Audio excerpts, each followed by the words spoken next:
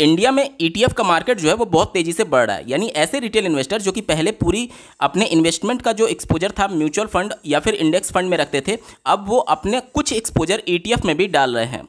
अब इतना पॉपुलर होने के पीछे रीज़न ये है कि जो इसका ईयरली आपको चार्ज पे करना पड़ता है फीस के तौर पर, जिसे आप एक्सपेंस रेशो कहते हैं, वो इंडेक्स फंड में मॉडरेट होता है, म्यूचुअल फंड में बहुत ज़्यादा होता है, वहीं पर ईटीएफ में ना के बराबर होता है। यानी बहुत कम फीस आपको पे करना होता है सालाना। इसके साथ ही साथ यहाँ पर जो प्राइसिंग हमें मिलती है स्टॉक्स में डायरेक्टली इन्वेस्ट करने के लिए, वो रियल टाइम प्राइस होता है। कहने का मतलब कि अगर आप म्यूचुअल फंड में इन्वेस्टमेंट करते हैं तो प्रत्येक दिन जब आप इन्वेस्टमेंट करेंगे, उस दिन जब मार्केट क्लोज होगा तो रात में इसका म्यूचुअल फंड का एनएवी तय होता है। इंडेक्स फंड में भी देखेंगे तो उसका जो एनएवी होता है वो मार्केट क्लोज होने के बाद तय होता है। लेकिन ईटीएफ में जो प्राइस होता है वो रियल टाइम होता है। यानी कि आप 10 बजे अगर ईटीएफ में इन्वेस्ट कर रहे हैं तो 10 बजे का जो प्राइस होगा उस प्राइस पर आप इन्वेस्ट कर रहे होते हैं। यानी कि यहाँ पर आपको रियल टाइम प्राइस और साथ ही साथ लो फीस देखने को मिलता है। यही कारण है कि ईटीएफ बहुत तेज़ी से पॉपुलर हो रहा है इंडिया में। अब इसका क्या मतलब समझा जाए कि हमें पूरा इन्वेस्टमेंट म्यूचुअल फंड या फिर इंडेक्स से निकाल करके ईटीएफ में डाल देना चाहिए।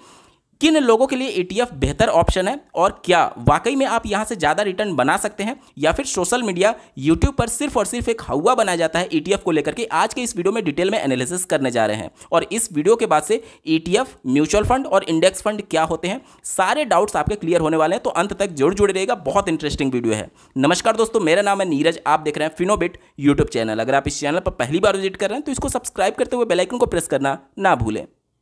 अब ईटीएफ की बात कर लीजिए, म्यूचुअल फंड की बात करें या फिर इंडेक्स फंड की बात करें, तीनों जो है वो म्यूचुअल फंड की अलग अलग कैटेगरी है। तो सबसे पहले हमें यह समझना होगा कि आखिर म्यूचुअल फंड होता क्या है।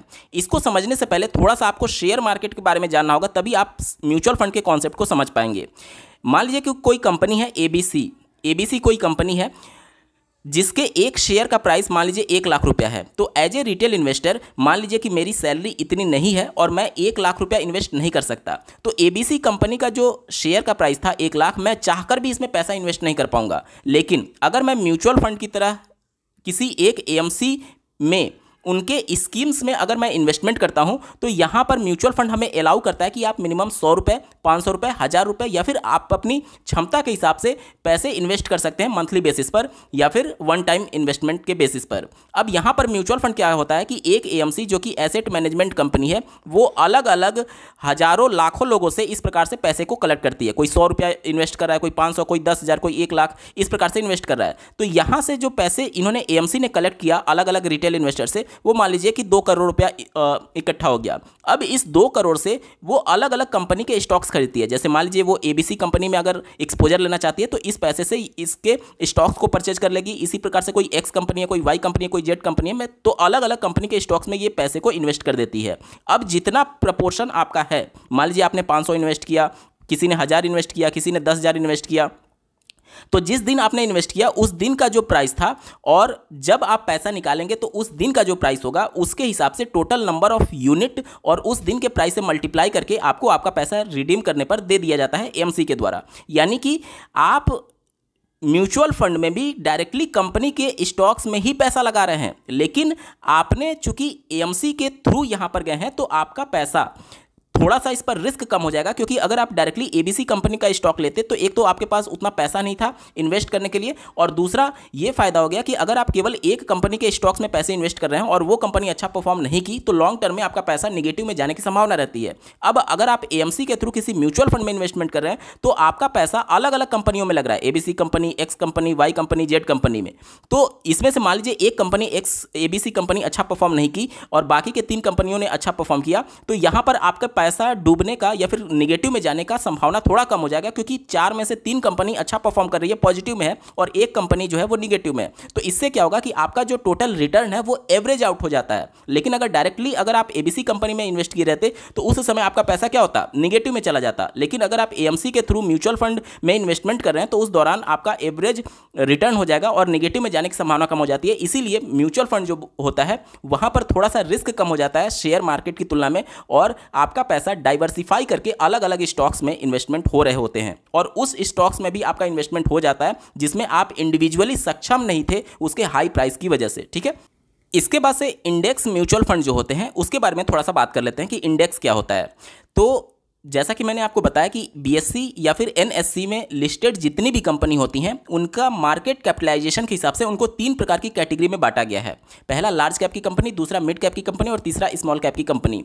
लार्ज कैप की कंपनी उन कंपनी को बोला जाता है जिसका मार्केट कैपिटलाइजेशन 20,000 करोड़ से ज़्यादा है। अब ये मार्केट कैपिटलाइजेशन निकालते कैसे हैं, तो मान लीजिए कि कोई एबीसी कंपनी है और इस कंपनी के टोटल पब्लिक डोमेन में जो शेयर हैं मान लीजिए 1 लाख है, ठीक है, और इसके एक शेयर का प्राइस मान लीजिए 10 रुपये है। तो टोटल मार्केट कैपिटलाइजेशन निकालने के लिए टोटल नंबर ऑफ शेयर्स में मल्टीप्लाई कर दिया जाएगा पर शेयर प्राइस। तो इसका जो मार्केट कैपिटलाइजेशन आ जाएगा वो कितना आ जाएगा, 10 लाख का आ जाएगा, ठीक है। इसी प्रकार से मार्केट कैपिटलाइजेशन के हिसाब से प्रत्येक कंपनी को एक टैग दिया गया है कि आप लार्ज कैप में रहेंगे, मिड कैप में रहेंगे या फिर स्मॉल कैप में रहेंगे। यानी ऐसी कंपनी जिसका मार्केट कैपिटलाइजेशन यानी टोटल उसके जो शेयर्स हैं और पर शेयर प्राइस से मल्टीप्लाई करने के बाद से अगर उसका टोटल जो वैल्यू आ रहा है अगर 20,000 करोड़ से ज़्यादा है तो उसे हम लोग लार्ज कैप की कंपनी बोलते हैं। दूसरा मिड कैप की कंपनी उस कंपनी को बोलते हैं जिसके total number of shares multiply by पर शेयर प्राइस अगर वैल्यू 5,000 करोड़ से लेकर के 20,000 करोड़ के बीच में आ रही है तो उसे मिड कैप की कंपनी बोलते हैं। और तीसरा ऐसी कंपनी जिसका टोटल मार्केट कैपिटलाइजेशन यानी कि total number of share multiply by पर शेयर प्राइस अगर 5,000 से कम आ रहा है तो उसे स्मॉल कैप की कंपनी बोला जाता है, ठीक है। अब बीएससी और एनएससी में जो टोटल लिस्टेड कंपनी है तो ऊपर से जो 100 नंबर तक, ऊपर से जो एक सीरियल नंबर, ये सीरियल नंबर है, ठीक है, एक सीरियल नंबर से 100 सीरियल नंबर तक यानी टोटल नंबर ऑफ कंपनीज कितनी हो जाएगी, 100। इसे हम लोग बोलते हैं लार्ज कैप कंपनी। क्यों? क्योंकि इनका मार्केट कैपिटलाइजेशन जो है वो कितना है, 20,000 करोड़ से ऊपर है, ठीक है। ये लार्ज कैप की कंपनी होती है। उसके बाद से 101 सीरियल नंबर से लेकर के 250 सीरियल नंबर तक यानी टोटल कितनी कंपनी हो गई, 250 कंपनी हो गई। इनका मार्केट कैपिटलाइजेशन जो है वो 5,000 करोड़ से 20,000 करोड़ के बीच में है, इसलिए इसे मिड कैप की कंपनी बोलते हैं। और सीरियल नंबर 251 से लेकर के 5200 से कुछ ज़्यादा कंपनीज हैं तो टोटल ये जो कंपनीज हो जाएंगी इसे बोलते हैं स्मॉल कैप की कंपनी, क्योंकि इनका मार्केट कैपिटलाइजेशन जो है वो 5,000 करोड़ से नीचे है, ठीक है। अब मार्केट में 5200 से ज़्यादा कंपनियां लिस्टेड हैं तो हम 5200 कंपनी का रिकॉर्ड तो चेक नहीं कर सकते प्रत्येक दिन कि आज मार्केट ऊपर उठा तो किस कंपनी में ऊपर गया, किस कंपनी में नीचे गया। ये 5200 कंपनी को ट्रैक करना तो बहुत मुश्किल है। इसको आसान बनाने के लिए इंडेक्स का निर्माण किया गया है। इंडेक्स क्या होता है इसको समझते हैं। जैसे मान लीजिए एक कक्षा में 50 बच्चे हैं और 50 बच्चों का अगर हम लोग ये देखना चाहें कि कितना एवरेज वैल्यू है उनके क्लास में नंबर पाने का, तो आप क्या करते हैं, सभी बच्चों का जो टोटल नंबर है पर्टिकुलर किसी सब्जेक्ट में उसको ऐड करेंगे और उसके बाद से जितने नंबर ऑफ बच्चे होंगे उससे डिवाइड कर देंगे तो एवरेज वैल्यू आ जाती है। इससे हमें ये पता चलता है कि टोटल जो बच्चे हैं उनका परफॉर्मेंस एवरेज वैल्यू कितना है। यहाँ तक क्लियर हो गया। इसी प्रकार से प्रत्येक कैटेगरी जैसे लार्ज कैप हो गया, मिड कैप हो गया और स्मॉल कैप हो गया, तो प्रत्येक कैटेगरी का एक इंडेक्स बनाया गया है जिसमें प्रत्येक कंपनी, जैसे 100 कंपनी है यहाँ पर, तो 100 कंपनी किसी दिन कैसा परफॉर्म कर रही है उसका एवरेज वैल्यू निकाल लिया जाता है। जैसे मान लीजिए 100 कंपनी है, इसमें से किसी दिन मान लीजिए 30 कंपनी जो है वो पॉजिटिव में उनका प्राइस दिखा रहा है, शेयर का प्राइस बढ़ा, बाकी के जो 70 कंपनीज हैं उनके शेयर का प्राइस मान लीजिए गिर गया। तो हमें ये देखना है कि लार्ज कैप कैसा परफॉर्म कर रही है। तो टोटल जो 100 कंपनी है, 100 कंपनी का हमें जो उतार हुआ या फिर चढ़ाव हुआ उसका एवरेज निकालना पड़ेगा। यानी प्रत्येक कंपनी कितना परसेंट बढ़ी या फिर कितना परसेंट गिरी, इसका हम लोग क्या करते हैं, एवरेज निकाल देते हैं। और जो एवरेज आएगी वो या तो पॉजिटिव में दिखाएगा या तो निगेटिव में दिखाएगा। तो हम लोग ये मान करके चलते हैं कि लार्ज कैप की कंपनी में आज ऊपर मार्केट चढ़ा है या फिर नीचे मार्केट चढ़ा है। इसी प्रकार से मान लीजिए 250 कंपनी है मिड कैप की, तो 250 कंपनी का प्रत्येक का परफॉर्मेंस देख पाना तो नामुमकिन है। इसलिए हम लोग एक एवरेज वैल्यू निकाल देते हैं कि मिड कैप की जो 250 कंपनी है उसका आज परफॉर्मेंस कैसा है। और इसके लिए क्या करना होगा, मान लीजिए कि इसमें से 150 कंपनी पॉजिटिव गई और बाकी 100 कंपनी मान लीजिए निगेटिव गई, और ओवरऑल जब एवरेज निकालने पर मान लीजिए ये पॉजिटिव दिखा रहा है, इसका मतलब ये हो गया कि मिड कैप की कंपनी जो है, मिड कैप जो पूरा कंपनीज है उनका परफॉर्मेंस आज पॉजिटिव डायरेक्शन में यानी कि मार्केट ऊपर उठा है, ठीक है। तो इस एवरेज वैल्यू को निकालने के लिए हमें इंडेक्स की जरूरत पड़ती है। और इंडिया में जो टोटल इंडेक्स है आप अपने स्क्रीन पर देख पा रहे होंगे, देखिए जैसे निफ्टी 50। अभी मैंने आपको बताया कि लार्ज कैप की टोटल कंपनी कितनी है, 100 कंपनी। इसमें से जो ऊपर की 100 कंपनी होती है, यानी 100 में से ऊपर की जो 50 कंपनी होती है, माफ कीजिएगा, यहाँ पर टोटल लार्ज कैप की 100 कंपनी है, उसमें से ऊपर की जो 50 कंपनी है, टॉप की जो 50 कंपनी है, उसका इंडेक्स बताता है निफ्टी 50, ठीक है। यानी ऊपर की जो 50 कंपनी होगी वो किसी दिन कैसा परफॉर्म करेगी ये हम निफ्टी 50 से अंदाजा लगा सकते हैं। इसके बाद से बात करें निफ्टी बैंक, निफ्टी यानी टोटल जो 100 कंपनी है लार्ज कैप की, इसमें जो बैंक हैं उनके लिए इंडेक्स ये बनाया गया है। इसके बाद से देखिए बीएससी सेंसेक्स, सेंसेक्स में टोटल 30 कंपनीज हैं जो कि लार्ज कैप की कंपनी है। तो टोटल जो यहाँ पर 100 कंपनी है लार्ज कैप में, उसमें से सबसे बड़ी जो 30 कंपनी है उनका आंकड़े को ट्रैक करता है बीएससी सेंसेक्स, ठीक है। इसी प्रकार से आप देख पा रहे होंगे निफ्टी मिड कैप सेलेक्ट जो कि मिड कैप के लिए है, और बीएससी बैंकेक्स देख सकते हैं। इसके बाद से अगर मैं आपको दिखाने की कोशिश करूं तो यहाँ पर आप देख सकते हैं निफ्टी नेक्स्ट 50, यानी टोटल जो 100 लार्ज कैप की कंपनी है इसमें 50 वाली ऊपर की जो टॉप कंपनी थी वो तो निफ्टी 50 में चली गई। बाकी के जो नीचे वाली 50 कंपनियां यानी कि सीरियल नंबर 51 से लेकर के 100 तक, इसको ट्रैक करने के लिए निफ्टी नेक्स्ट 50 बनाया गया है जो कि इनके परफॉर्मेंस को ट्रैक करता है, ठीक है। तो ये अलग अलग लार्ज कैप, मिड कैप और स्मॉल कैप के हिसाब से यहाँ पर अलग अलग इंडेक्सेज बनाए गए हैं। अब यहाँ पर इसके आगे समझने के लिए आपको 2 टर्म और समझना होगा, एक्टिव फंड क्या होता है और पैसिव फंड क्या होता है। एक्टिव फंड, जैसा कि नाम से ही आपको क्लियर हो रहा है कि यहाँ पर अगर आप पैसे इन्वेस्ट करते हैं तो फंड मैनेजर आपके पैसे को एक्टिवली मैनेज कर रहा होता है, जबकि पैसिव फंड में अगर आप इन्वेस्टमेंट करते हैं तो यहाँ पर जो फंड मैनेजर होता है वो आपके इन्वेस्टमेंट को एक्टिवली मैनेज नहीं करता है, बल्कि इंडेक्स में जो भी कंपनीज जिस प्रपोर्शन में है उसी के हिसाब से आपका इन्वेस्टमेंट वहाँ पर कर दिया जाता है। इसको एग्जाम्पल से समझते हैं, जैसे मैंने अभी आपको दिखाया निफ्टी 50 एक इंडेक्स है जो कि लार्ज कैप के टोटल जो 1 से लेकर के 100 सीरियल नंबर तक कंपनीज लिस्ट हैं, इनमें से टॉप की जो 50 कंपनी है, ऊपर की जो 50 कंपनी है, उसका प्रपोर्शन और उसका ट्रैक जो है वो निफ्टी 50 रखता है, ठीक है।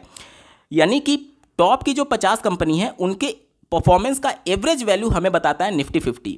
तो अगर एक म्यूचुअल फंड ऐसा है जो कि लार्ज कैप के इसी इंडेक्स को केवल फॉलो करे, कहने का मतलब कि जिस प्रपोर्शन में 50 कंपनी है इस इंडेक्स में, उसी प्रपोर्शन में अगर वो एएमसी का फंड मैनेजर आपके पैसे को इन्वेस्ट कर रहा है तो इसे हम लोग बोलेंगे पैसिव फंड। क्यों पैसिव बोलते हैं? क्योंकि यहाँ पर एक्टिवली आपके फंड को मैनेज नहीं किया जा रहा है, बल्कि यहाँ पर ना तो किसी स्टॉक को पिक करने के लिए कोई रिसर्च किया जा रहा है, ना ही कितना प्रपोर्शन उसमें डालना है, इस प्रकार का कोई भी रिसर्च नहीं किया जा रहा है। जबकि एक्टिव फंड में क्या होता है कि यहाँ पर जो फंड मैनेजर होता है वो आपके द्वारा इन्वेस्ट किए गए पैसे को ज़्यादा ग्रो करने के लिए एक्टिवली स्टॉक्स को रिसर्च कर रहा होता है और एक्टिवली आपके फंड को मैनेज करता है। यानी कि वो निफ्टी 50 को ट्रैक नहीं करेगा, बल्कि टोटल उसके पास, अगर लार्ज कैप में आप इन्वेस्ट करते हैं तो टोटल उसके पास 100 ऑप्शन है, और 100 ऑप्शन में से हो सकता है कि केवल वो 20 ही स्टॉक्स में पैसे इन्वेस्ट करे जो कि टॉप की हो, या फिर जो कि उसे लगता है कि मोमेंटम आ सकता है, या फिर जो कि अच्छा ग्रोथ दिखा सकती है।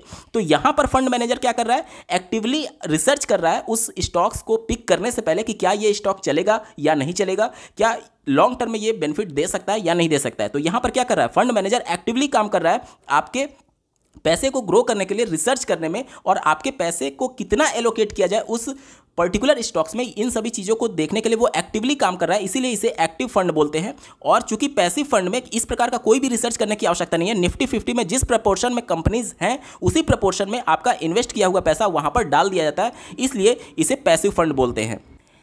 अब यहाँ से हमें समझना यह है कि म्यूचुअल फंड जो होता है वो एक्टिव होता है या फिर पैसिव होता है। तो म्यूचुअल फंड जो होता है वो एक्टिव भी हो सकता है और पैसिव भी हो सकता है, ठीक है। इसके अलावा इंडेक्स फंड की बात करेंगे, यानी जो अभी आपने देखा निफ्टी 50 हो गया, निफ्टी नेक्स्ट 50 हो गया, इसी प्रकार से स्मॉल कैप का अलग है, मिड कैप का अलग है। तो वो सारे इंडेक्स चूंकि पहले से फिक्स है कि इसी कंपनी में आपका पैसा जाएगा, तो ये कैसे होते हैं? ये पैसिव फंड होते हैं, ठीक है। और ETF जो होता है वो भी इंडेक्स की तरह ही होता है, इंडेक्स ही होता है, तो ये भी क्या हो जाएगा? ये भी आपका पैसिव फंड ही होता है। यहां तक तस्वीर साफ हो गया। अब यहां पर आपको समझना यह है कि जो हम सालाना फी पे करते हैं एक्सपेंस रेशियो के तौर पर, किसमें ज़्यादा होगा, ये समझने में अब आपको बिल्कुल भी कठिनाई नहीं होनी चाहिए, क्योंकि पैसिव फंड में क्या हो रहा है? फंड मैनेजर को कोई काम ही नहीं करना पड़ रहा है, ना तो यहाँ पर रिसर्च करने की जरूरत है, ना तो परसेंटेज यहाँ पर डिस्ट्रीब्यूट करने की जरूरत है कि हम कितना पैसा किस स्टॉक्स में डालेंगे, बल्कि जिस इंडेक्स को वो फॉलो कर रहा है उसी इंडेक्स के जिस प्रपोर्शन में पैसा इन्वेस्ट है उसी प्रपोर्शन में आपका पैसा वो इन्वेस्ट कर दे रहा है। तो जाहिर सी बात है पैसिव फंड में बहुत कम काम है फंड मैनेजर के पास, इसलिए यहाँ पर फीस क्या होता है? यहाँ पर फीस बहुत कम होता है, और एक्टिव फंड में फीस ज्यादा होता है। क्यों ज्यादा होता है? क्योंकि आपके भी यहाँ पर जो फंड मैनेजर है वो लगातार रिसर्च कर रहा होता है अच्छे फंड के लिए और आपके पैसे को ज्यादा ग्रोथ दिलाने के लिए। तो एक्टिव फंड में जो फीस होता है वो ज्यादा होता है, और पैसिव फंड में जो फीस होता है वो कम होता है। यहां तक क्लियर हो गया? दोस्तों, अभी कुछ समय पहले मैंने आपको बताया कि जो ETF होता है वो भी इंडेक्स फंड ही होता है। अब आपके मन में एक डाउट आना चाहिए कि जब इंडेक्स फंड हमारे पास ऑलरेडी है तो ईटीएफ क्यों बनाया गया। तो इसके फुल फॉर्म से आप इसका उत्तर ढूंढ सकते हैं। इसका फुल फॉर्म होता है एक्सचेंज ट्रेडेड फंड, यानी कि इंडेक्स फंड तो होगा ये जिसे आप ट्रेड कर सकते हैं कहाँ पर, एक्सचेंज पर। अब आपके मन में सवाल आएगा कि एक्सचेंज क्या होता है। जैसे मान लीजिए आप सब्जी मार्केट में गए और आप कोई सब्जी खरीदते हैं, तो आप क्या करते हैं, उसके बदले में उसे पैसे देते हैं और वो उसके बदले में आपको सब्जी दे देता है, यानी कि वहां पर आप पैसे और सब्जी का लेन देन कर रहे हैं। इसी प्रकार से अगर बहुत पुराने समय में जाएंगे तो उस समय जब मुद्रा प्रणाली नहीं थी तो क्या होता था कि कोई गेहूं बेचना चाहता है और कोई चावल बेचना चाहता है, और गेहूं वाले को चावल की जरूरत है और चावल वाले को गेहूं को, तो वो सामान आपस में अदला बदली कर लेते थे। यानी वहां पर क्या होता था, एक्सचेंज होता था सामान का, या फिर पैसे से अगर आप एक्सचेंज कर रहे हैं तो वहां पर सब्जी मार्केट हो गया। इसी प्रकार से अलग अलग मार्केट होते हैं। अब जब शेयर की बात आती है तो शेयर को बेचने या फिर खरीदने के लिए भी एक मार्केट होता है जिसे आप शेयर मार्केट के तौर पर जानते हैं। और ये कहां पर एक्सचेंज होगा, तो हमारे देश में दो एक्सचेंज है, एनएससी जिसे आप नेशनल स्टॉक एक्सचेंज बोलते हैं और दूसरा बीएसई जिसे आप बॉम्बे स्टॉक एक्सचेंज बोलते हैं। ठीक है, यानी कि आप एनएससी के थ्रू या फिर बीएसई के थ्रू ईटीएफ को खरीद या फिर बेच सकते हैं। यहां तक तस्वीर साफ हो गई। जबकि इंडेक्स फंड के लिए आपको किसी भी इस प्रकार के एक्सचेंज की जरूरत नहीं होती है। ठीक है, अब यहां पर थोड़ा सा और समझते हैं। जैसे मान लीजिए कि आप एबीसी कंपनी का ईटीएफ में इन्वेस्ट करना चाहते हैं, तो मैंने आपको बताया कि आपको एक्सचेंज बीएसई या फिर एनएससी के थ्रू ही यहां पर इन्वेस्ट करना होता है। तो इस कंडीशन में चूंकि आप एक्सचेंज के थ्रू यहां पर लेन देन कर रहे हैं तो आपको यहां पर डीमैट अकाउंट ओपन कराने की जरूरत पड़ती है। अब डीमैट अकाउंट क्या होता है, तो डीमैट अकाउंट अगर हम लोग बात करें, जैसे आप सेविंग बैंक अकाउंट ओपन करते हैं तो वहां पर जो आपको वैल्यू दिख रही होती है वो डिजिटल फॉर्म में आपके पैसे को रखा जाता है। ठीक है, इसी प्रकार से डीमैट अकाउंट जो होता है वो डिजिटल फॉर्म में आपके शेयर को होल्ड करके रखता है। ठीक है, जैसे मान लीजिए एबीसी कंपनी की टोटल 10 शेयर हैं, और आपने मान लीजिए 2 शेयर खरीदा, तो इनमें से 2 शेयर माइनस हो जाएगा, 8 शेयर इनके पास बचेगा और आपके डीमैट अकाउंट में 2 शेयर यहां पर शो होने लगेगा। अब यहां पर एक संभावना यह रहती है कि मान लीजिए कि एबीसी कंपनी फ्रॉड करना चाहे और वो कह दे कि नहीं, मैंने 2 शेयर बेचा ही नहीं है और आपके पास 2 शेयर है ही नहीं। तो इसको ध्यान में रखने के लिए 2 डिपॉजिटरी हमारे देश में बनाया गया है, सीडीएसएल और एनएसडीएल, जो कि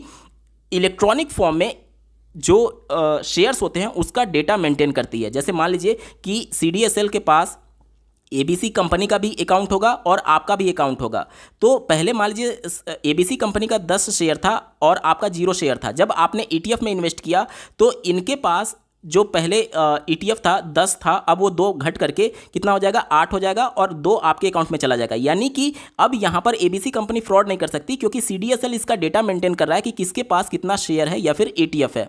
अब यहाँ तक आपके सामने मैंने पूरा क्लियर कर दिया कि जो ईटीएफ होता है वो हल्का हल्का आपको लग रहा होगा कि ये शेयर की तरह बिहेव कर रहा है। जिस प्रकार से शेयर को हम लोग एक्सचेंज पर ट्रेड कर सकते हैं, खरीद या फिर बेच सकते हैं, उसी प्रकार से ईटीएफ को भी आप एक्सचेंज पर ट्रेड कर सकते हैं, यानी खरीद या फिर बेच सकते हैं। और इसके लिए आपको डीमैट अकाउंट की जरूरत पड़ती है, जबकि म्यूचुअल फंड या फिर इंडेक्स फंड में इन्वेस्ट करने के लिए आपको डीमैट अकाउंट की कोई भी आवश्यकता नहीं होती है। ठीक है, हालांकि कुछ थर्ड पार्टी एप्लीकेशन जैसे आप जीरोधा की बात कर लें तो वो आपके म्यूचुअल फंड को भी आपके डीमैट अकाउंट में होल्ड करके रखते हैं। अगर आप इसके बारे में डिटेल में जानना चाहते हैं कि स्टेटमेंट ऑफ अकाउंट क्या होता है और डीमैट होल्डिंग क्या होता है म्यूचुअल फंड के कंडीशन में, तो बहुत इंपॉर्टेंट टॉपिक है जिसे आपको जानना बेहद जरूरी है। क्योंकि भविष्य में जाकर के अगर आप अपने म्यूचुअल फंड को सर्च करेंगे तो हो सकता है कि वो कहीं पर शो ना कर रहा हो, तो इसके लिए पहले से आपको क्लियर होना चाहिए। तो इस वीडियो के डिस्क्रिप्शन में आपको एक वीडियो का लिंक दिया गया जिसमें SOA यानी स्टेटमेंट ऑफ अकाउंट और डीमैट होल्डिंग में क्या डिफरेंस है म्यूचुअल फंड के पॉइंट ऑफ व्यू से, इसके बारे में डिटेल में समझाया गया है। तो इस वीडियो के समाप्त होने के बाद से अगर आप चाहें तो डिस्क्रिप्शन जरूर चेकआउट कर लीजिएगा। ठीक है, चलिए अब चूंकि जो ईटीएफ है वो एक्सचेंज पर ट्रेड होगा, तो आपके मन में सवाल आएगा कि ईटीएफ जो हम खरीद रहे हैं या फिर बेच रहे हैं वो कौन हमें सेल कर रहा है और कौन हम जो बाई करने वाला है वो कौन है। तो इसको समझने के लिए थोड़ा सा आपको शेयर मार्केट का कॉन्सेप्ट समझना होगा। थोड़ा सा धैर्य बना करके रखिए, सारे डाउट आपके क्लियर हो जाएंगे। ठीक है, यहां पर देखिए, जब भी मान लीजिए कोई एबीसी कंपनी लिस्ट होने के बाद से पहली बार अपने शेयर को पब्लिक डोमेन में उतारती है, तो यहां पर पहली बार जब उतारी तो एबीसी कंपनी उस शेयर का ओनर है और वो डायरेक्टली पब्लिक को शेयर बेच रही होती है, जिसे पहली बार जब बेचा जाता है तो इसे हम लोग आईपीओ के नाम से जानते हैं, यानी initial public offering. Initial public offering के नाम से जानते हैं। इस कंडीशन में क्या होता है कि एबीसी कंपनी आपको डायरेक्टली शेयर बेच रही है, तो इसे हम लोग बोलते हैं फर्स्ट मार्केट। क्या बोलते हैं? First market. जहां पर जो कंपनी है वो डायरेक्टली आपको शेयर बेच रही है, तो इसे बोलते हैं फर्स्ट मार्केट। लेकिन जब आपके पास कंपनी का शेयर आ गया, तो अब आप यहां पर एबीसी कंपनी का जो रोल था वो खत्म हो गया। अब जब आईपीओ क्लोज हो जाता है, तो उसके बाद से ये एक्सचेंज पर आ जाता है, एक्सचेंज पर इसका डेटा आ जाता है। ठीक है, मान लीजिए टोटल कंपनी ने 1 लाख शेयर को आईपीओ के माध्यम से पब्लिक डोमेन में बेच दिया, तो 1 लाख शेयर का जो टोटल यहाँ पर वैल्यू है या फिर जो टोटल डेटा है वो किसके पास आ जाएगा? एक्सचेंज के पास आ जाएगा। किसके थ्रू? डिपॉजिटरी सीडीएसएल या फिर एनएसडीएल के थ्रू एनएससी और बीएससी के पास डेटा आ जाता है। और ये भी पता चल जाता है कि 1 लाख जो टोटल पब्लिक डोमेन में शेयर है उसके होल्डर्स कौन कौन है, यानी किसके डीमैट अकाउंट में कितना शेयर है। अब ये चूंकि एनएसई और बीएससी पर ट्रेड हो रहा है, अब यहां पर एबीसी कंपनी जो था उसका रोल खत्म हो गया। अब यहां पर आम पब्लिक ही बेचने वाली है और आम पब्लिक ही खरीदने वाली है। यहां पर चूंकि एबीसी कंपनी का रोल कोई भी नहीं है, इसीलिए इसे बोलते हैं सेकेंडरी मार्केट। क्या बोलते हैं? Secondary market. यानी कि जो शेयर मार्केट में आप पैसे इन्वेस्ट कर रहे हैं या फिर बेच रहे हैं, खरीद रहे हैं, तो आप सेकेंडरी मार्केट से कर रहे हैं।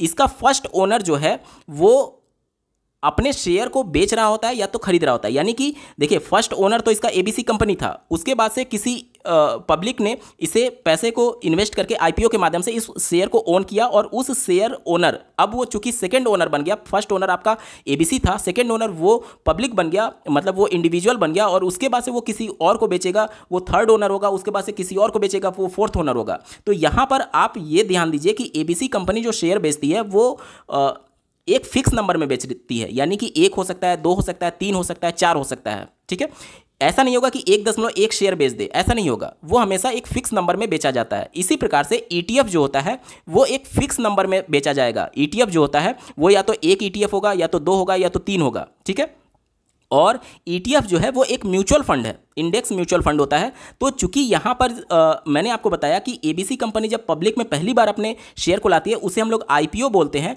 और जब ईटीएफ पहली बार लॉन्च होता है तो इसे हम लोग एनएफओ बोलते हैं, यानी कि new fund offering. New fund offering के तहत सबसे पहले फंड कलेक्ट किया जाएगा उस एएमसी के द्वारा जो कि ईटीएफ ला रही है।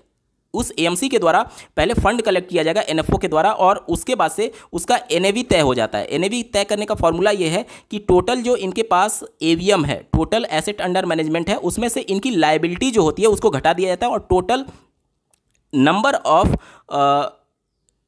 जो यूनिट्स होते हैं, टोटल नंबर ऑफ यूनिट्स होते हैं, उससे डिवाइड कर दिया जाता है, तो उसका एनएवी डिसाइड हो जाता है, टोटल एनएवी डिसाइड हो जाता है। अब यहाँ पर जैसे म्यूचुअल फंड की अगर मैं बात करूँ, तो म्यूचुअल फंड में क्या होता है कि मान लीजिए कि आप पर्टिकुलर किसी एक एएमसी के थ्रू पैसे इन्वेस्ट कर रहे हैं। आज उस एएमसी का एवीएम मान लीजिए 1000 करोड़ का है, और मान लीजिए कि कल परसों किसी और ने पैसे इन्वेस्ट कर दिए, जिसकी वजह से मान लीजिए कि 200 करोड़ और इसके पास आ गया। तो वो एएमसी क्या कर सकती है कि पहले से 1000 करोड़ वो अपने पोर्टफोलियो के हिसाब से अलग अलग स्टॉक्स में पैसे इन्वेस्ट की होगी। अब 200 करोड़ जब और आ गया उसके पास, तो 200 करोड़ और वो इन्वेस्ट करेगी, और टोटल उसका एवीएम बढ़ करके कितना हो जाएगा? 1200 करोड़ का हो जाएगा। ये 1200 करोड़ का हो जाएगा, क्योंकि यहाँ पर एएमसी जो होती है वो लगातार जो भी उनके पास फंड आ रहा है वो उस स्टॉक्स में पैसे इन्वेस्ट करती रहती है। लेकिन ईटीएफ के कंडीशन में ऐसा नहीं होता है। ईटीएफ के कंडीशन में जो फंड इनके पास एनएफओ के तौर पर रेज हुआ वो फंड फिक्स हो गया, और टोटल नंबर ऑफ यूनिट भी जो है वो फिक्स हो गया। जबकि यहाँ पर म्यूचुअल फंड में क्या होता है कि यूनिट्स की संख्या बढ़ सकती है या फिर घट सकती है, क्योंकि जैसे जैसे वो पैसे उनके पास आएंगे, जैसे जैसे वो स्टॉक्स में इन्वेस्ट करेगी, तो वो यूनिट्स की संख्या क्या होती? बढ़ती रहती है। लेकिन ईटीएफ में क्या होता है कि एक बार जब फंड रेज कर दिया गया एनएफओ के माध्यम से, और जो यूनिट अलॉट कर दिए गए, अब वो यूनिट ना तो बढ़ेंगे ना तो घटेंगे, क्योंकि ये शेयर की तरह बिहेव कर रहा है। जैसे एबीसी कंपनी ने जो शेयर निकाला था पब्लिक डोमेन में 1 लाख, वो फिक्स है, वो ना तो बढ़ेगा ना तो घटेगा। इसी प्रकार से ईटीएफ की जो संख्या होती है वो भी क्या होती है? ईटीएफ के कंडीशन में यूनिट्स होते हैं, वो भी क्या होता है? वो भी बिल्कुल फिक्स होता है, वो ना तो बढ़ेगा और ना ही घटेगा। यानी कि एक बार जब कंपनी ईटीएफ ले आई, उसके बाद से उसके यूनिट्स की संख्या फिक्स हो गई। ठीक है, इतना क्लियर हो गया।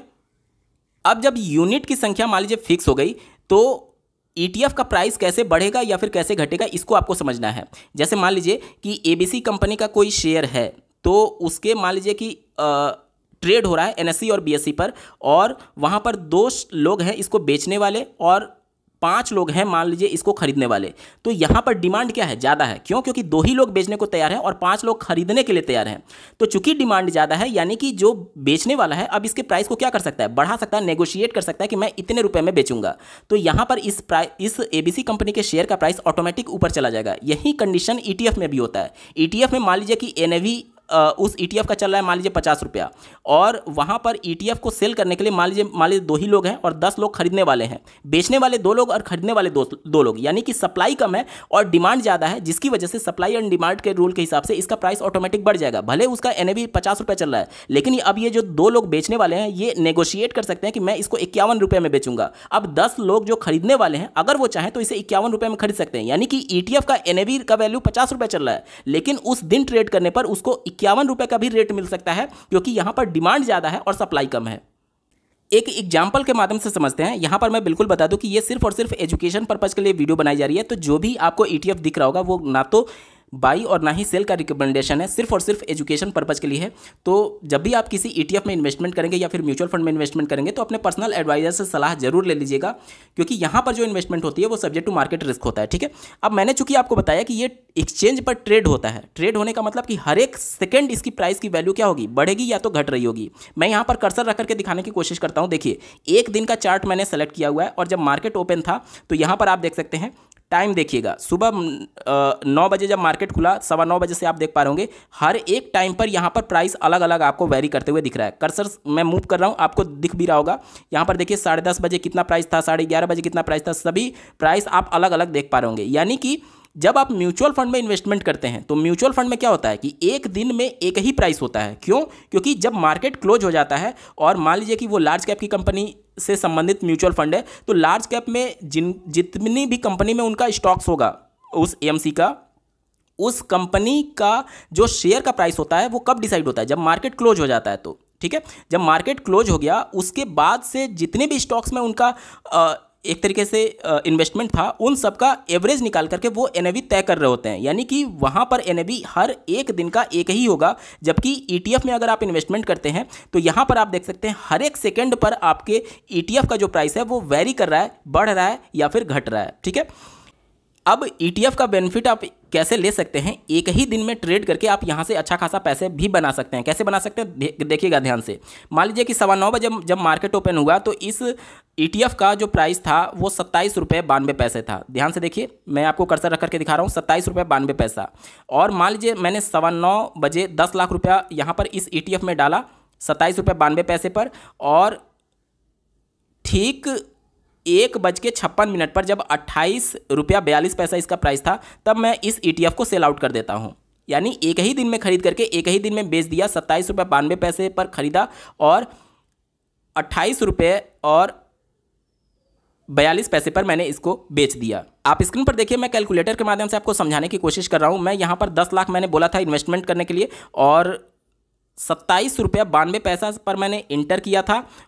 तो हमें जो टोटल ईटीएफ मिल जाएगा वो आप अपने स्क्रीन पर देख पा रहे होंगे 35,816 मिल जाएगा। और एग्जिट करने के लिए कितना था, 28 रुपया 42 पैसा।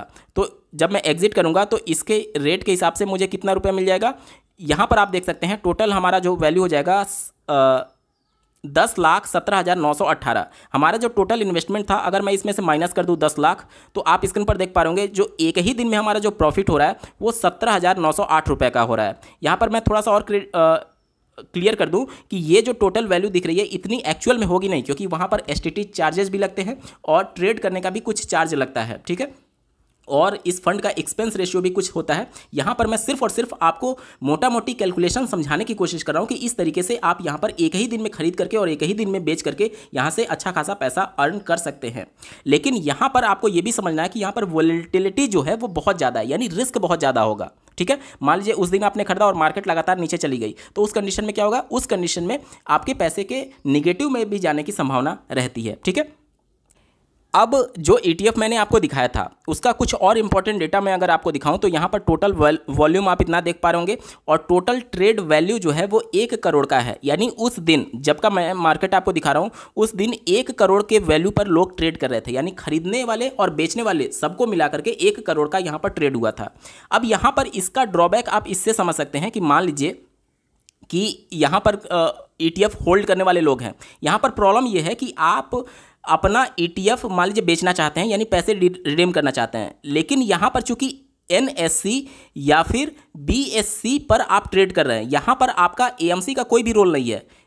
याद करिए, मैंने आपको बताया था कि शेयर जब एक बार बेच दिया गया तो ABC कंपनी का कोई भी रोल नहीं था, वो सेकेंडरी मार्केट यानी शेयर मार्केट में ट्रेड हो रहा था। उसी प्रकार से ETF जब एक बार AMC के द्वारा बेच दिया गया, आपके पास ETF आ गया, उसके पास आप AMC से डील नहीं कर रहे हैं, AMC को ETF नहीं बेच रहे हैं, बल्कि आप किसी दूसरे पर्सन को ETF बेच रहे होंगे या फिर उससे खरीद रहे होंगे। अब मान लीजिए कि आप बेचना चाह रहे हैं लेकिन उस दिन खरीदने वाला कोई है ही नहीं, तो क्या आपका ETF बिकेगा? नहीं बिकेगा। यहां पर आप देख लीजिए 1 करोड़ का ही ट्रेड वैल्यू है। मान लीजिए उस दिन बहुत सारे लोग 10 करोड़ 25 करोड़ के वैल्यू के बराबर के लोग ETF बेचना चाह रहे होंगे, लेकिन क्या वो बेच पाएंगे? नहीं बेच पाएंगे, क्योंकि वहां पर उस दिन खरीदने वाला कोई होगा ही नहीं। तो यहीं से इसका ड्रॉबैक शुरू होता है कि जब आप म्यूचुअल फंड में या फिर इंडेक्स फंड में इन्वेस्टमेंट करते हैं तो वहां पर आप जिससे खरीद रहे हैं या फिर जिसको बेच रहे हैं वो या तो AMC से खरीद रहे होते हैं या तो AMC को ही बेच रहे होते हैं। तो वहां पर लिक्विडिटी को लेकर के कोई भी इशू नहीं होती है। इसलिए नहीं होता है क्योंकि AMC ही खरीदने वाला है और AMC ही बेचने वाला है, ठीक है।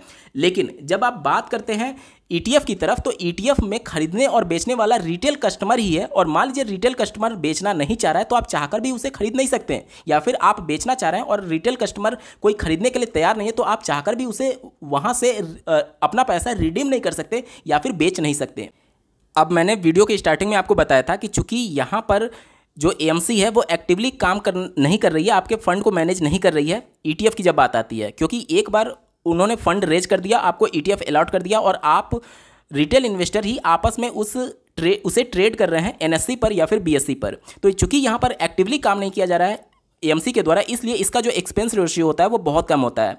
यहाँ पर आप देख सकते हैं, अगर मान लीजिए साल भर में अगर आप 1 लाख रुपए के साथ इन्वेस्टमेंट करते हैं इस ETF में, तो साल भर का सिर्फ 0.06% यानी कि कितना रुपया आपको चार्ज देना पड़ेगा, मैं यहाँ पर आपको दिखाने की कोशिश करता हूँ। 2 जीरो से 2 जीरो कट जाएगा, 2 जीरो से मल्टीप्लाई होगा तो यहाँ पर आ जाएगा और 1 जीरो और लग जाएगा, यानी 60 रुपया। साल भर का 1 लाख पर सिर्फ आपको 60 रुपया फीस पे करना होगा इस AMC को जब आप ETF में इन्वेस्टमेंट करते हैं। यहाँ पर जो फीस होता है वो बहुत कम होता है। अब चलिए चलते हैं इंडेक्स फंड की तरफ। मैंने जो ETF दिखाया था वो निफ्टी 50 का दिखाया था। यहाँ पर मैं निफ्टी 50 का ही अगर इंडेक्स फंड लेता हूँ तो यहाँ पर अगर मैं आपको यहाँ पर इसका एक्सपेंस रेशियो दिखाने की मैं बात करूं, मैं फिर से यहां पर क्लियर कर दूं कि कोई भी ये सेल या फिर बाई रिकमेंडेशन नहीं है, सिर्फ और सिर्फ एजुकेशन पर्पज के लिए वीडियो बनाई जा रही है। तो कोई भी इन्वेस्टमेंट करने से पहले प्रॉपर रिसर्च जरूर कर लीजिएगा, ठीक है। यहां पर एक्सपेंस रेशियो आप देख पा रहे होंगे इस इंडेक्स फंड का, ये है 0.3%। वहां पर कितना था ETF का 0.06% और यहाँ पर 0.3% यहाँ पर देखने को मिल रहा है। अगर मान लीजिए आप 1 लाख रुपए इन्वेस्टमेंट करते हैं, आपका कॉर्पस है, और इस 1 लाख पर साल भर में आपको कितने का फ़ी पे करना पड़ेगा, इसको अगर मैं कैलकुलेट करूं तो 0.3 डिवाइडेड बाई 100 हो जाएगा। ये 2 जीरो से 2 जीरो कट जाएगा, 1 जीरो यहाँ पर आ जाएगा और ये 300 रुपया आपको साल का फ़ी पे करना पड़ेगा। और वहाँ पर कितना पे करना पड़ा था, वहाँ पर सिर्फ 60 रुपया ये ETF में पे करना पड़ रहा था, ये इंडेक्स फंड में आपको 300 रुपया साल का पे करना पड़ रहा है। अब एक्टिव फंड की तरफ चलते हैं और वहाँ पर देखते हैं कि साल का हमें 1 लाख के हिसाब से कितना फ़ी पे करना होगा। आप स्क्रीन पर देख पा रहे होंगे निफ्टी 50 की जब बात की जाती है या फिर निफ्टी नेक्स्ट 50 की बात की जाती है तो दोनों लार्ज कैप का ही इंडेक्स है। और यहाँ पर लार्ज कैप का एक एक्टिव फंड में अगर आपको दिखाऊं जो कि Nippon India large cap fund आप देख पा रहे हो, तो यहाँ पर मैं अगर इनका एक्सपेंस रेशियो दिखाता हूँ, आप स्क्रीन पर देखिए, इनका जो एक्सपेंस रेशियो है वो है, देखिए इनका एक्सपेंस रेशियो है 0.69%। कितना है? 0.69%, यानी 1 लाख के फंड को मैनेज करने के लिए ये आपसे ईयरली कितना चार्ज करेंगे। अगर मैं यहाँ पर निकालना चाहूँ तो यहाँ पर 100 और 2 जीरो लगेगा, यहाँ पर आ जाएगा और 1 जीरो और, यानी 690 रुपया आपको साल का फ़ी करना पड़ेगा एक्टिव फंड में, ठीक है। और इंडेक्स में आपको कितना पे करना पड़, ये एक्टिव फंड यानी म्यूचुअल फंड की बात हो रही है।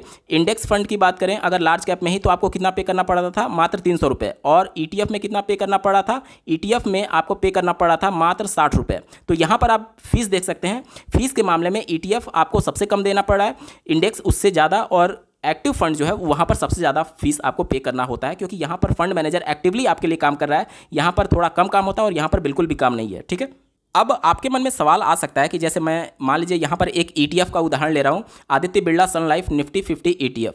अब जैसे अभी मैंने आपको समझाया कि प्रत्येक मिनट या फिर प्रत्येक सेकंड इसका प्राइस ऊपर नीचे जा रहा है और यहाँ पर खरीदने वाला भी पब्लिक है और बेचने वाला भी पब्लिक है, यानी यहाँ पर एएमसी का कोई भी रोल नहीं है। तो यहाँ पर हम रिटर्न कैसे कमाएंगे? जैसे मान लीजिए मैं सिर्फ इन्वेस्ट करके छोड़ना चाहता हूँ, यहाँ पर ट्रेड नहीं करना चाहता, तो उस कंडीशन में हमारे लिए क्या फ़ायदा हो सकता है? हमारे लिए ये फ़ायदा हो सकता है कि देखिए कैसे आप रिटर्न कमाएंगे इसको समझते हैं। चूँकि ये निफ्टी 50 है, यानी कि जो टॉप की 50 कंपनी है लार्ज कैप की, उसमें आपका पैसा इन्वेस्ट हो रहा है, तो जितना भी आप पैसा यहाँ पर डालेंगे वो इन्वेस्टमेंट हो गया लार्ज कैप की टॉप 50 कंपनीज में। तो ये कंपनी जैसा परफॉर्म करेगी उस हिसाब से आपका पैसा भी ग्रो कर रहा होगा, ठीक है।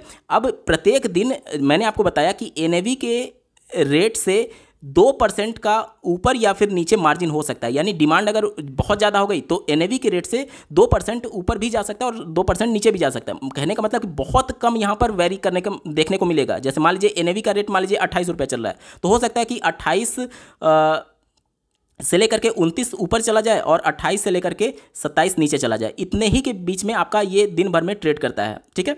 तो ये मार्जिन बहुत कम होता है जो, लेकिन इसी मार्जिन की वजह से अगर आपका बहुत लंबा अमाउंट है जैसे 10 लाख 20 लाख 25 लाख 1 करोड़, तो इसी छोटे से मार्जिन से आप यहाँ पर बहुत बड़ा कॉर्पस जनरेट कर पाएंगे और इसी का लाभ उठा करके इंट्राडे ट्रेडिंग में लोग लाखों रुपया बना लेते हैं ETF के माध्यम से, ठीक है। अब अगर फाइनल वर्डिक्ट की बात करें तो इसको समझने के लिए हमें कुछ पैरामीटर्स पर म्यूचुअल फंड इंडेक्स और ETF को कंपेयर करना होगा। जैसे कि प्राइसिंग की अगर हम लोग बात करें तो किस प्राइस पर आप खरीदते हैं म्यूचुअल फंड को, इंडेक्स फंड को या फिर ETF को, तो म्यूचुअल फंड में एक NAV होता है प्रत्येक दिन जो कि तय होता है, ठीक है। प्रत्येक दिन जब मार्केट क्लोज हो जाता है तो जितने भी स्टॉक्स में AMC पैसे को इन्वेस्ट की होगी उनके परफॉर्मेंस का एवरेज निकाल करके उसके हिसाब से NAV तय हो रहा होता है, total AUM minus total liability divided by total number of units से, ठीक है। इसी प्रकार से इंडेक्स में भी NAV के हिसाब से आप पैसे इन्वेस्ट करते हैं, लेकिन ETF में जो होता है वो रियल टाइम होता है। मैंने आपको दिखाया कि हर एक सेकेंड इसके प्राइस की वैल्यू जो है वो या तो बढ़ रही होती है या तो घट रही होती है। तो जिस टाइम पर आप इन्वेस्ट करेंगे उस टाइम का जो रेट होगा वहाँ पर उसी रेट से आपको यूनिट्स अलॉट कर दिए जाएंगे या फिर ETF अलॉट कर दिए जाते हैं।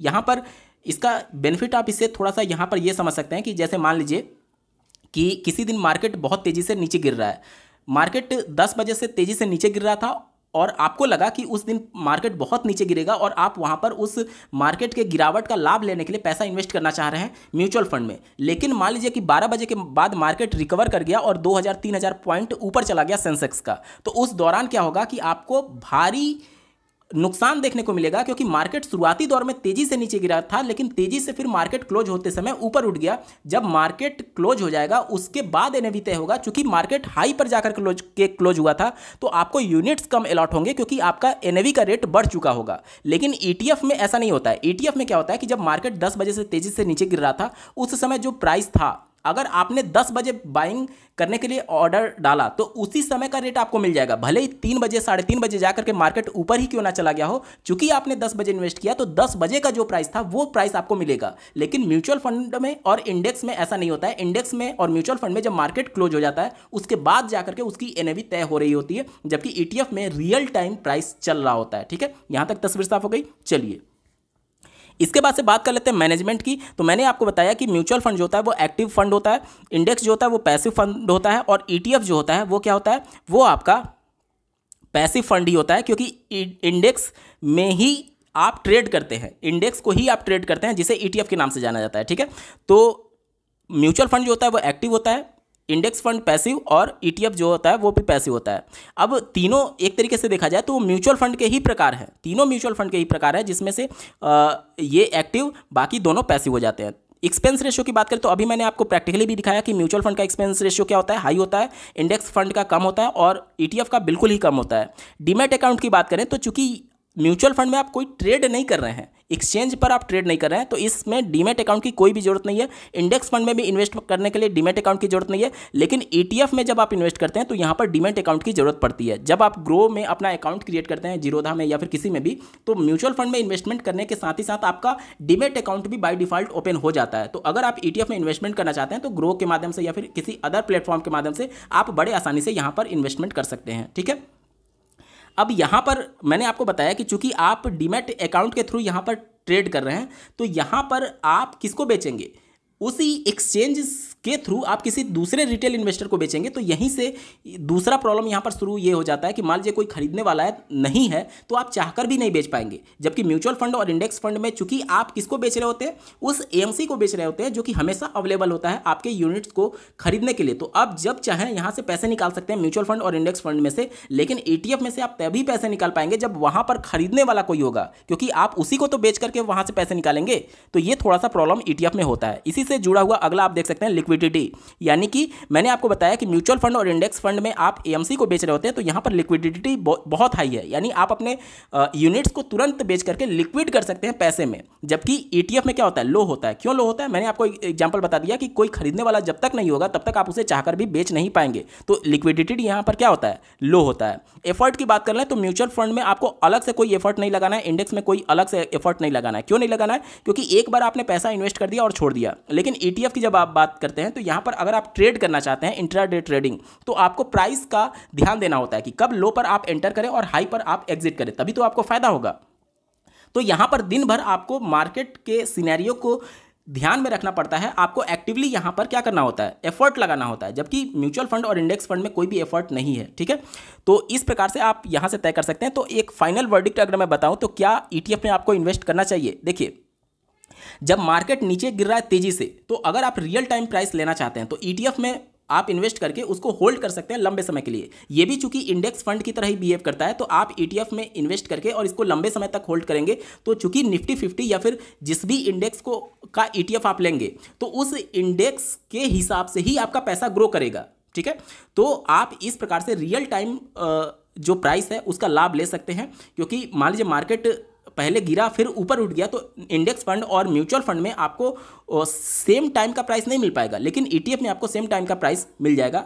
तो ये एक फ़ायदा होता है। तो यहाँ से अगर आप ETF में बाय करके और लॉन्ग टर्म के लिए होल्ड करते हैं तो निश्चित तौर पर आपको फायदा होता है। लेकिन ETF जो होता है वो चूंकि इंडेक्स फंड ही है तो कभी भी इंडेक्स को वो आउट परफॉर्म नहीं करेगा। अगर आप ज़्यादा रिटर्न कमाना चाहते हैं तो आपको एक्टिव फंड की तरफ आना होगा, यानी आपको कहाँ आना होगा, म्यूचुअल फंड की तरफ आना होगा। इंडेक्स फंड जो होता है और ETF जो होता है वो आपको ETF जो होता है वो इंडेक्स फंड के बराबर ही रिटर्न जनरेट करके देगा। ज़्यादा रिटर्न करने के लिए प्राप्त करने के लिए आपको म्यूचुअल फंड की तरफ ही आना पड़ेगा। ठीक है, तो अगर आप ट्रेड करना चाहते हैं तो ETF ही आपके लिए एक ऑप्शन है। म्यूचुअल फंड और इंडेक्स में आप ट्रेड नहीं कर पाएंगे, लेकिन यहाँ पर आपको एफर्ट भी ज़्यादा लगाना पड़ेगा। अगर आप कहीं पर ड्यूटी कर रहे हैं, जॉब कर रहे हैं, प्राइवेट या फिर सरकारी नौकरी कर रहे हैं, तो आपके पास हो सकता है कि इतना समय ना हो। तो इन सभी झंझट से बचने के लिए आपको म्यूचुअल फंड और इंडेक्स फंड में इन्वेस्ट करके लॉन्ग टर्म के लिए होल्ड करना चाहिए, ताकि आप एक अच्छा कॉर्पस जनरेट कर पाएँ। साथ ही साथ यहाँ पर वोलेटिलिटी भी बहुत ज़्यादा रहती है ETF में, जिससे आपको हो सकता है कि इंट्राडे ट्रेडिंग में आपको लॉस भी देखने को मिले। तो दोस्तों, ये डिटेल्ड कंपैरिजन है म्यूचुअल फंड, इंडेक्स फंड और ETF के बीच में। आपको ये वीडियो कैसा लगा, मेरा एफर्ट कैसा लगा, कमेंट के माध्यम से जरूर बताइएगा, क्योंकि आपका एक कमेंट मुझे मोटिवेट करेगा ऐसे ही महत्वपूर्ण वीडियो लाने के संदर्भ में। इस वीडियो को देखने के लिए आपका बहुत बहुत धन्यवाद। भगवान करे आपका दिन शुभ हो।